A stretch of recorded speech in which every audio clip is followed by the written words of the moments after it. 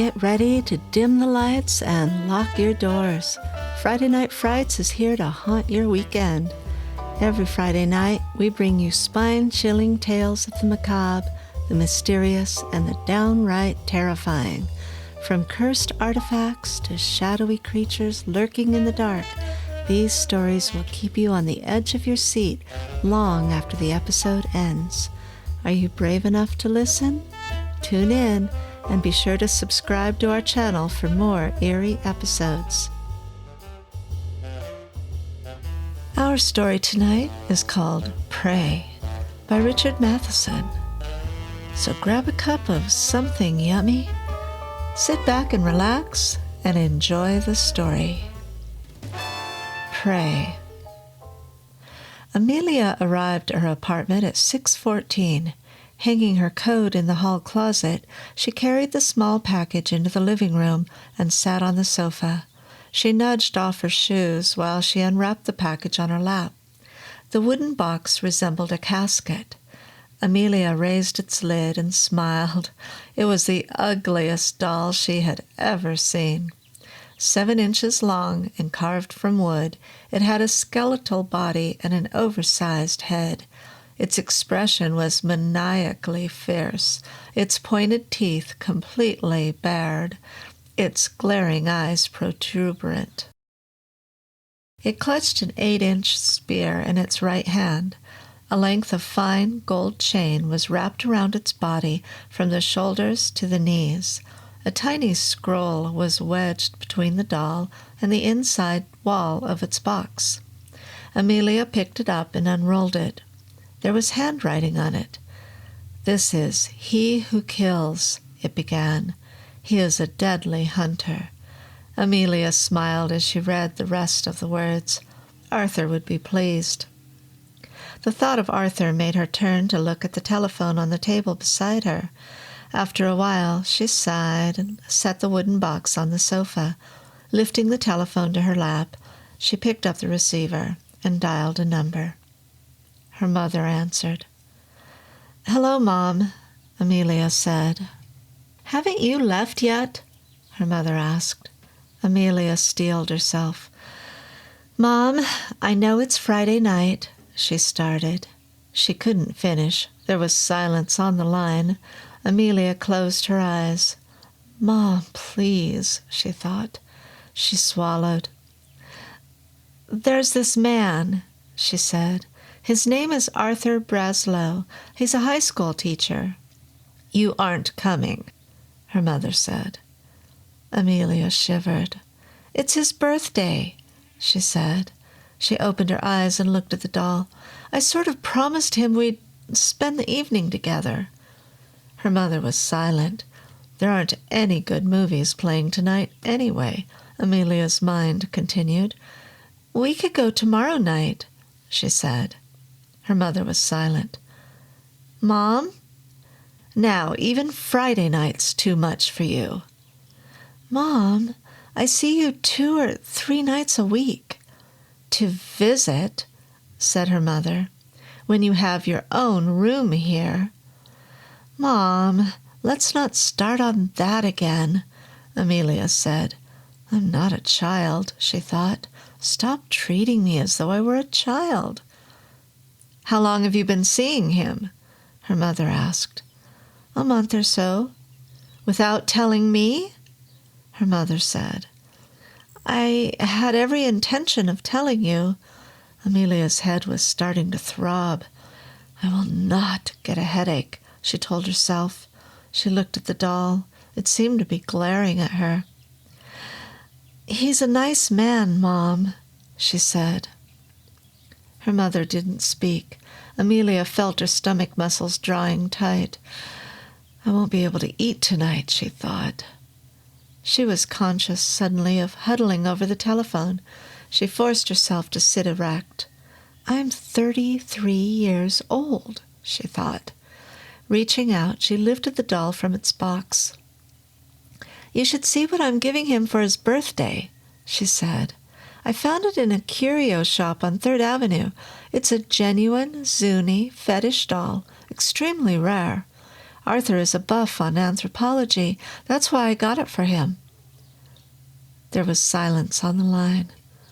"All right, don't talk," Amelia thought. "It's a hunting fetish," she continued, trying hard to sound untroubled. "It's supposed to have the spirit of a Zuni hunter trapped inside it.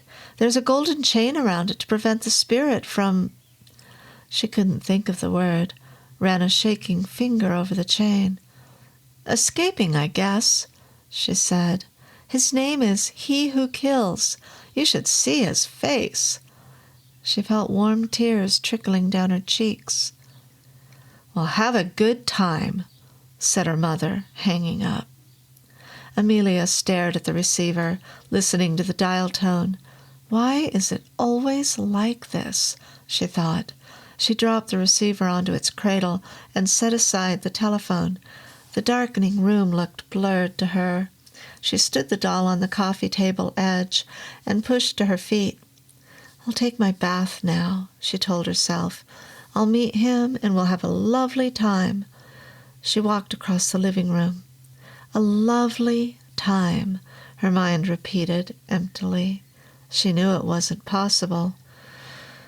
"Oh, Mom," she thought.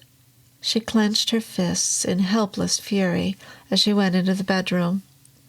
In the living room, the doll fell off the table edge. It landed head down, and the spear point, sticking into the carpet, braced the doll's legs in the air. The fine gold chain began to slither downward. It was almost dark when Amelia came back into the living room. She had taken off her clothes and was wearing her terry cloth robe. In the bathroom, water was running into the tub. She sat on the sofa and placed the telephone in her lap. For several minutes, she stared at it. At last, with a heavy sigh, she lifted the receiver and dialed a number. "Arthur?" she said when he answered. "Yes." Amelia knew the tone, pleasant but suspecting. She couldn't speak. "Your mother?" Arthur finally said, that cold, heavy sinking in her stomach. "It's our night together," she explained. "Every Friday." She stopped and waited. Arthur didn't speak. "I've mentioned it before," she said. "I know you've mentioned it," he said. Amelia rubbed at her temple. "She's still running your life, isn't she?" he said. Amelia tensed. "I just don't want to hurt her feelings anymore. My moving out was hard enough on her." "Well, I don't want to hurt her feelings either," Arthur said. "But how many birthdays a year do I have? We planned on this." "I know." She felt her stomach muscles tightening again. "Are you really going to let her do this to you?" Arthur asked. "One Friday night out of the whole year?" Amelia closed her eyes. Her lips moved soundlessly. "I just can't hurt her feelings anymore," she thought. She swallowed. "She's my mother," she said. "Very well," he said. "I'm sorry. I was looking forward to it, but—" He paused.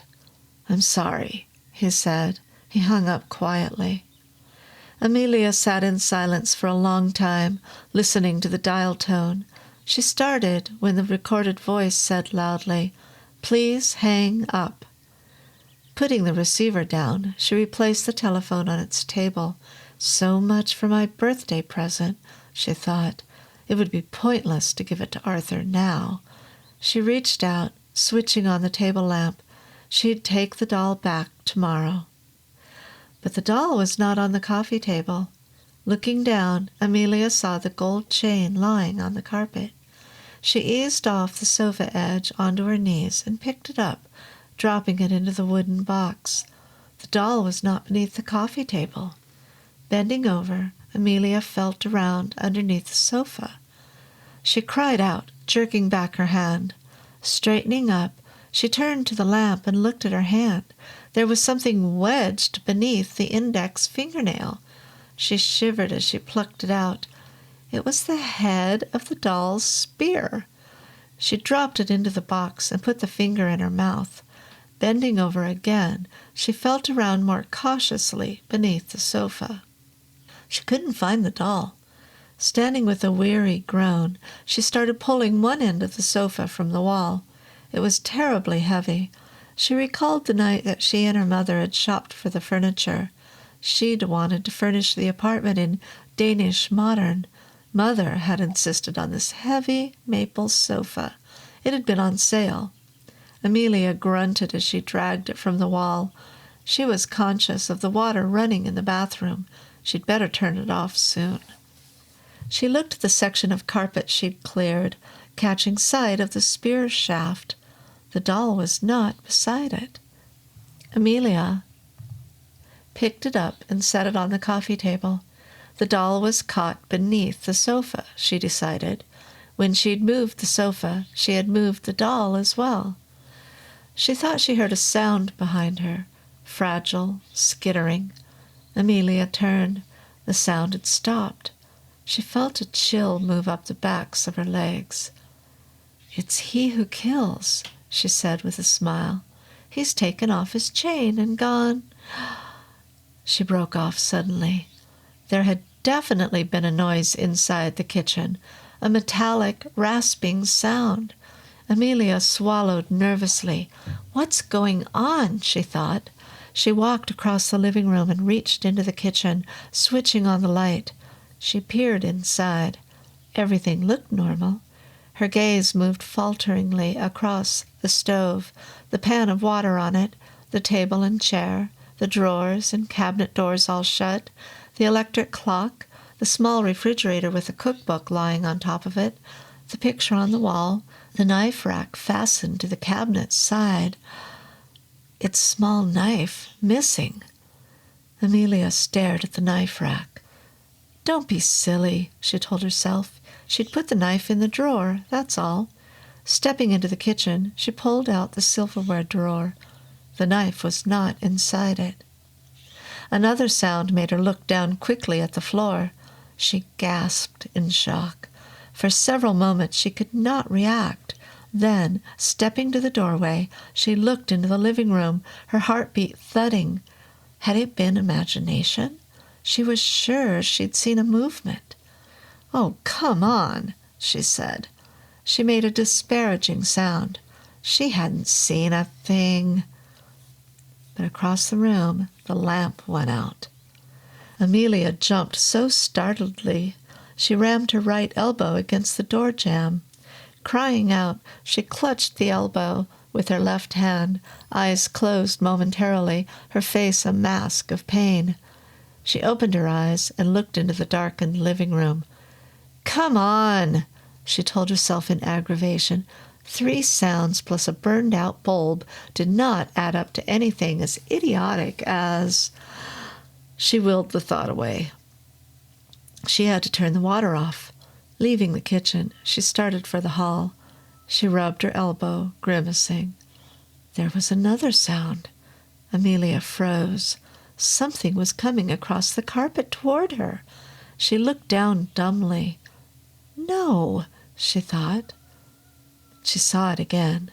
A rapid movement near the floor. There was a glint of metal, instantly a stabbing pain in her right calf. Amelia gasped. She kicked out blindly. Pain again!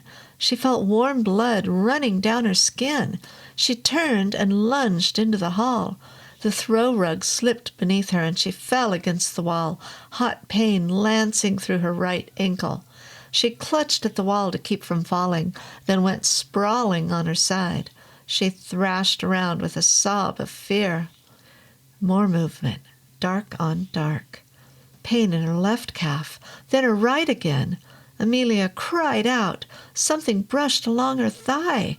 She scrabbled back, then lurched up blindly, almost falling again. She fought for balance, reaching out convulsively. The heel of her left hand rammed against the wall, supporting her. She twisted around and rushed into the darkened bedroom. Slamming the door, she fell against it, panting. Something banged against it on the other side, something small and near the floor. Amelia listened, trying not to breathe so loudly. She pulled carefully at the knob to make sure the latch had caught. When there were no further sounds outside the door, she backed toward the bed. She started as she bumped against the mattress edge. Slumping down, she grabbed at the extension phone and pulled it to her lap. Whom should she call? The police? They'd think her mad. Mother? She was too far off.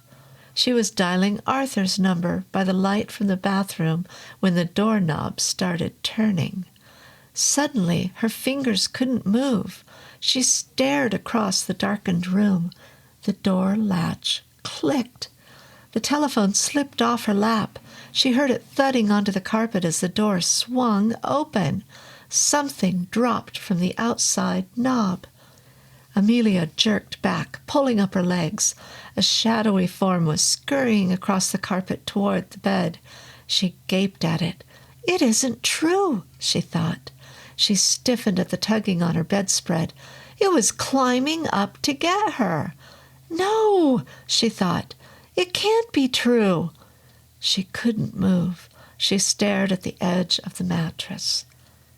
Something that looked like a tiny head appeared. Amelia twisted around with a cry of shock, flung herself across the bed, and jumped to the floor. Plunging into the bathroom, she spun around and slammed the door, gasping at the pain in her ankle. She had barely thumbed in the button on the doorknob when something banged against the bottom of the door. Amelia heard a noise like the scratching of a rat. Then it was still.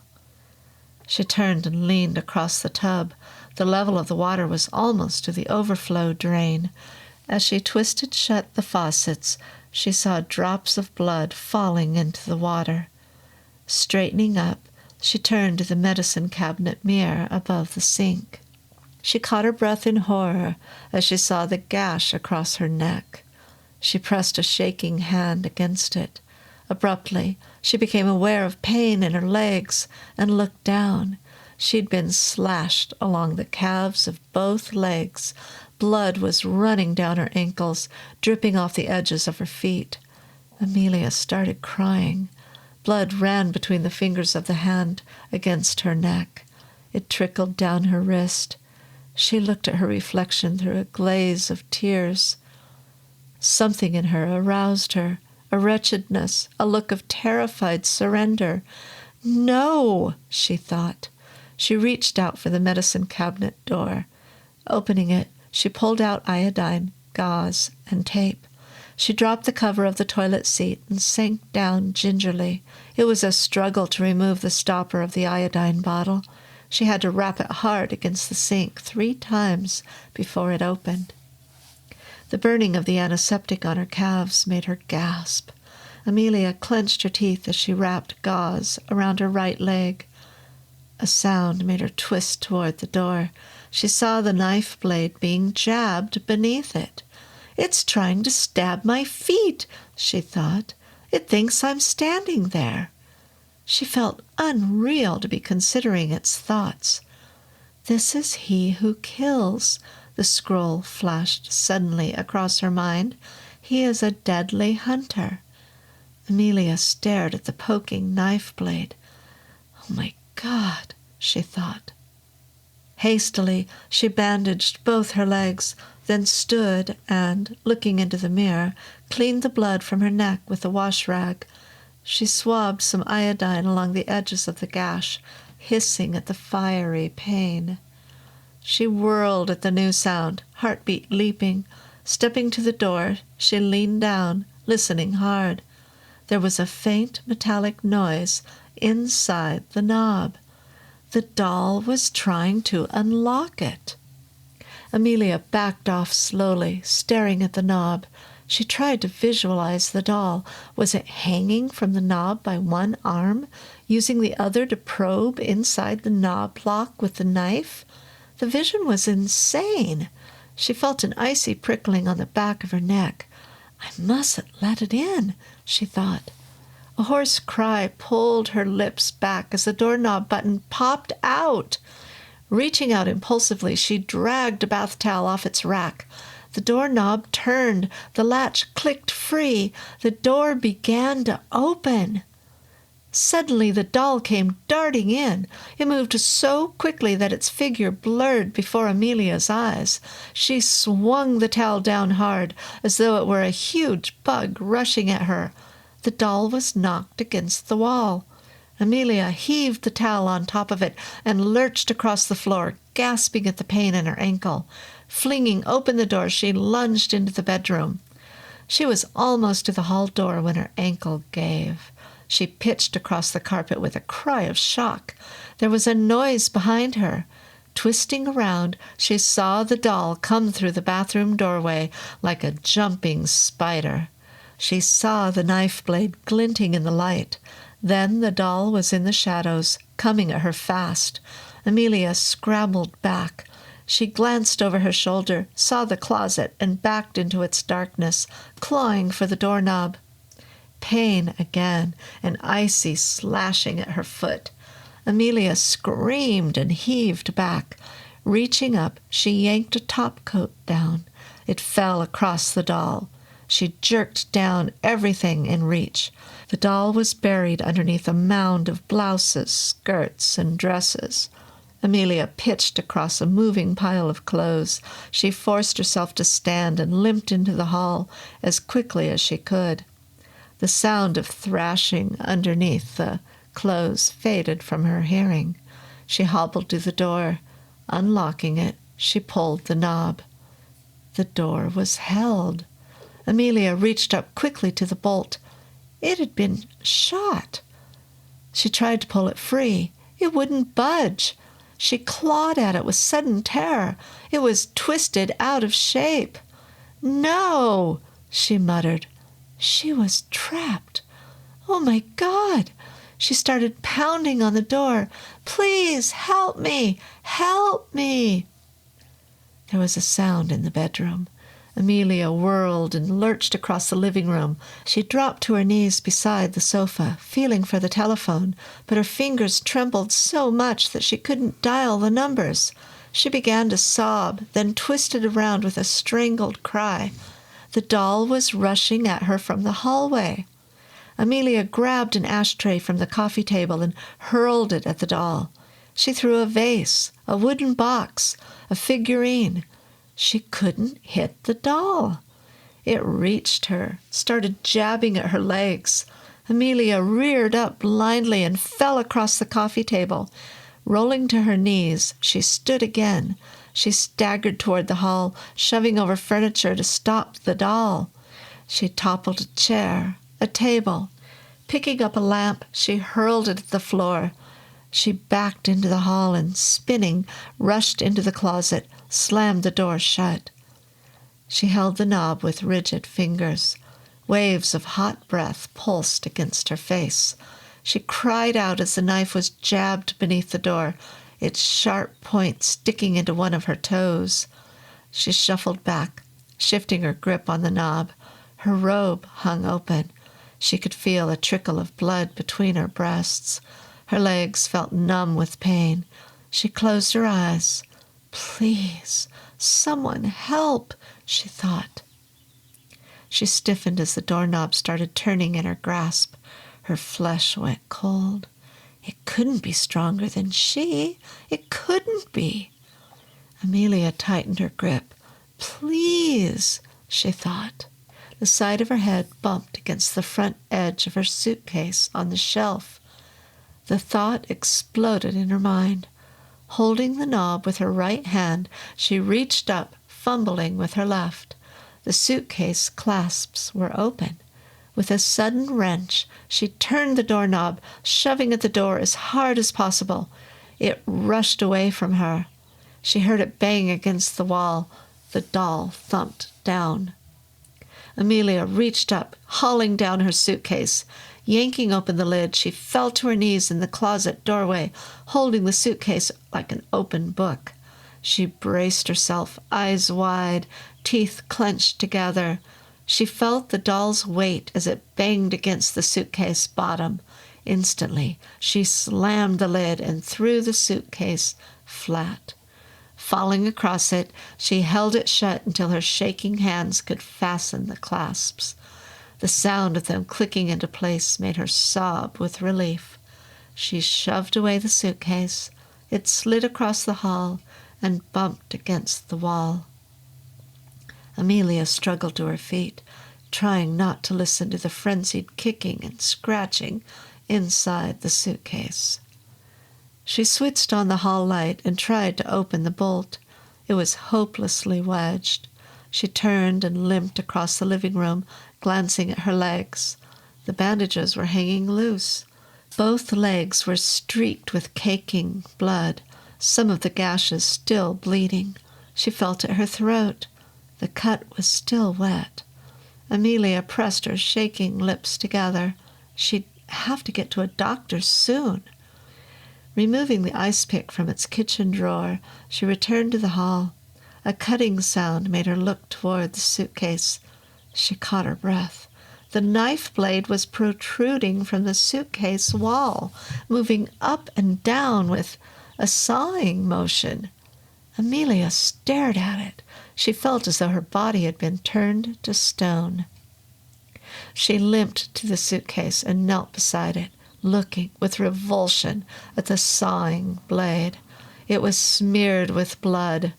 She tried to pinch it with the fingers of her left hand, pull it out.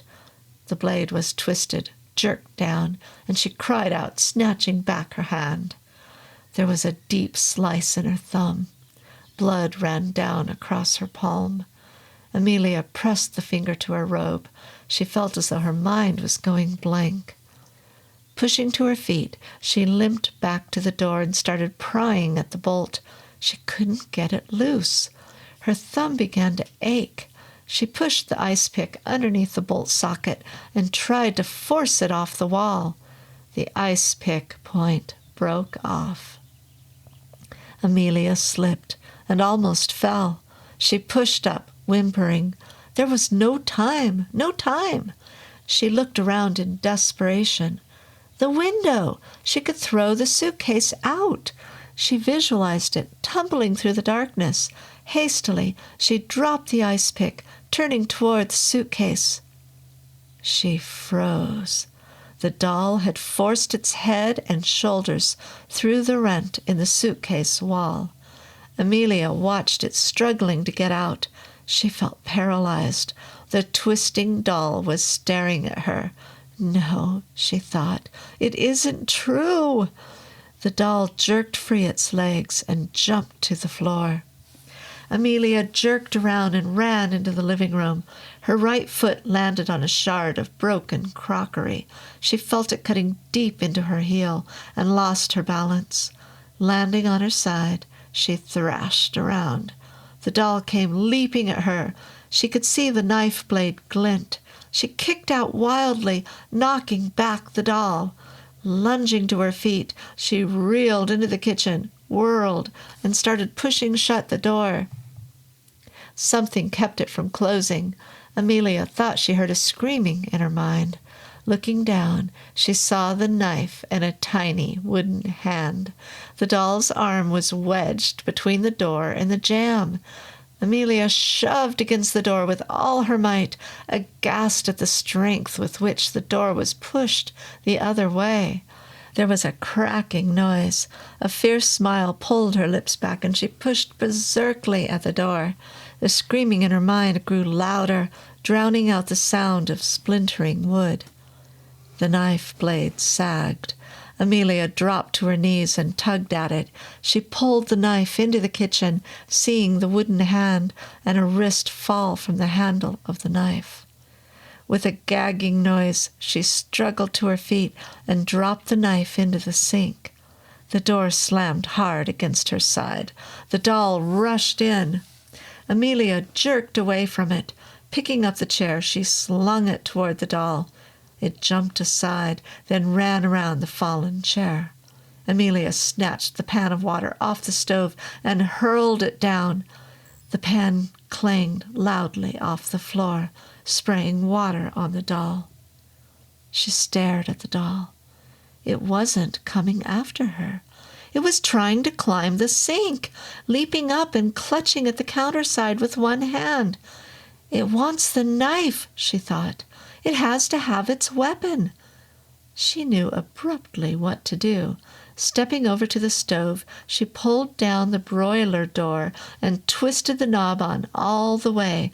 She heard the puffing detonation of the gas as she turned to grab the doll. She cried out as the doll began to kick and twist, its maddened thrashing flinging her from one side of the kitchen to the other. The screaming filled her mind again, and suddenly she knew it was the spirit in the doll that screamed. She slid and crashed against the table, wrenched herself around, and dropping to her knees before the stove, flung the doll inside.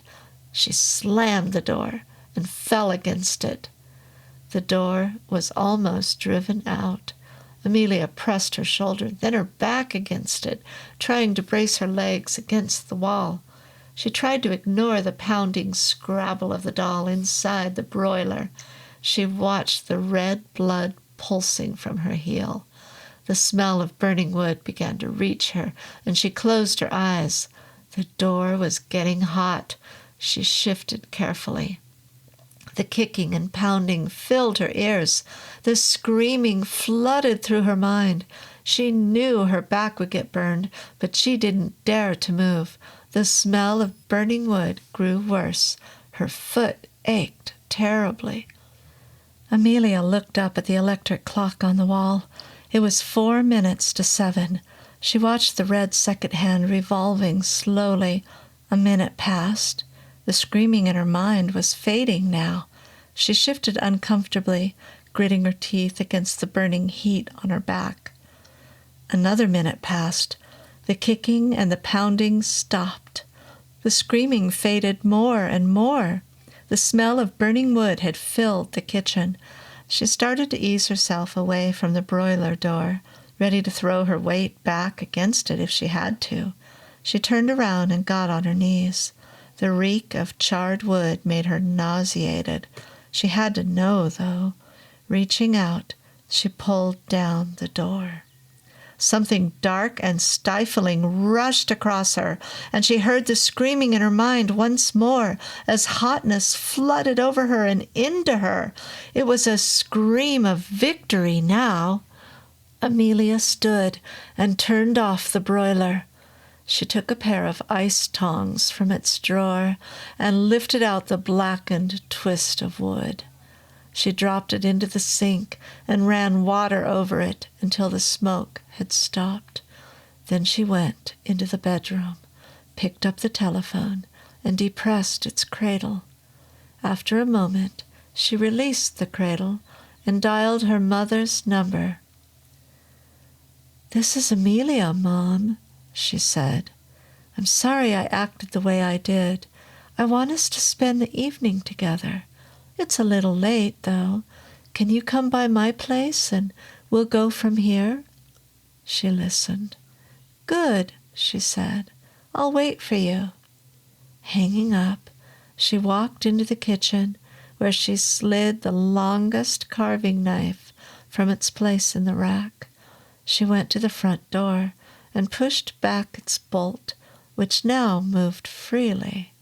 She carried the knife into the living room, took off her bathrobe, and danced a dance of hunting, of the joy of hunting, of the joy of the impending kill. Then she sat down, cross-legged, in the corner. He who kills sat, cross-legged, in the corner, in the darkness, waiting for the prey to come. Well, thank you for listening to this Friday Night Frights story. Sounds like her mother is in for a big surprise when she shows up at the apartment. Well, I hope you'll join us next Friday night for another fun, scary story. And until then, have a great week, everyone.